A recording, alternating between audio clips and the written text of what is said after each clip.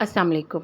اگر بالوں میں خشکی ہو تو حسب ضرورت زیتون کے تیل میں تھوڑی سی ہلدی ملا کر اس مکسچر کو سر کی کھوپڑی میں لگائیں۔ 15 منٹ لگا رہنے کے بعد سر دھو لیں۔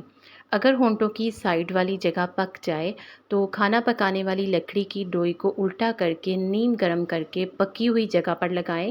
چند بار کرنے سے ہی انشاءاللہ تعالی پکی ہوئی جگہ بالکل ٹھیک ہو جائے گی۔ عموماً بخار کے بعد اس طرح کی سچویشن ہوتی ہے۔ آپ یہ ٹریٹمنٹ کریں تو انشاءاللہ بالکل ٹھیک ہو جائے گی۔ پھٹی ایڑیاں ملائم بنائیں۔ کوکنگ آئل کے 4 چمچ میں 1 چمچ شکر ڈال کر خوب پکائیں۔ جب یہ ٹھنڈا ہو جائے تو اسے اپنی خراب ایڑی پر 2-3 دن مسلسل لگائیں۔ ایڑیاں بالکل ٹھیک ہو جائیں گی۔ ایڑیوں کو ملائم بنانے کی ایک کریم بھی میں آپ سے شیئر کر چکی ہوں، جس کا لنک ڈسکرپشن میں مل جائے گا۔ ادرک خوراک کو ہضم کرنے میں مدد کرتا ہے۔ اس سے منہ اور سانس کی بدبو دور ہوتی ہے۔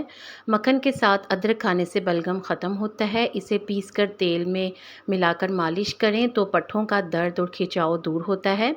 ہری پیاز دل کی بیماریوں میں بے حد مفید ہے۔ اس کا استعمال آنکھوں کے لیے بھی فائدہ مند ہے۔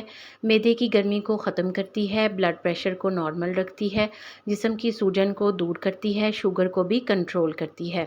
اکتوبر کے مہینے میں چربی، مسالے دار چیزیں، گوشت، اچار، چٹنی وغیرہ سے پرہیز کرنا چاہیے۔ موسم بدل رہا ہوتا ہے، اس موسم میں پانی کم پینا چاہیے۔ ورزش اس موسم میں بہت ہی فائدہ دیتی ہے۔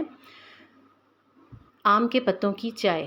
آم کے پتے سائے میں خشک کر کے اسے پتی کی طرح بنا لیں اور پھر اسے دودھ اور چینی کے ساتھ استعمال کریں۔ یہ چائے نزلہ، زکام، کھانسی، دماغ کی کمزوری اور ہچکی میں فائدہ مند ہے۔ بدلتے موسم میں اپنا بہت خیال رکھیں، نہ صرف اپنا بلکہ اپنے پیاروں کا بھی خاص دھیان رکھیں۔ اگر آپ کو ان ٹپس میں سے تھوڑا سا بھی فائدہ ہوا ہے تو ویڈیو کو لائک اور چینل کو سبسکرائب کرنا بالکل نہ بھولیے گا۔ ویڈیو کو دیکھنے کا شکریہ، جزاک اللہ۔